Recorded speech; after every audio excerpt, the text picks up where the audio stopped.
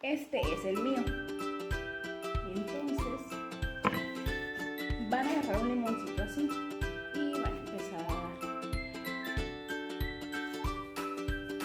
a exprimirlo aquí en la sandía, en el melón. Ya, pues ya empezaste.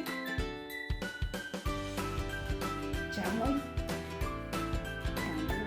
Chamoy. A mí me gusta con mucho chamoy.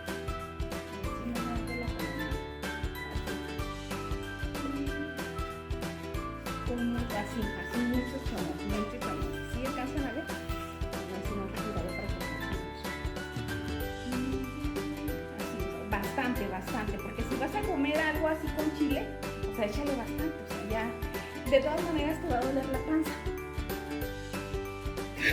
Pues sí, entonces ya que te duela bien, en serio, ya después te tomas una pastilla para la panza. Entonces, ahora sigue este. Y se le echa así, bien rico. Bien rico.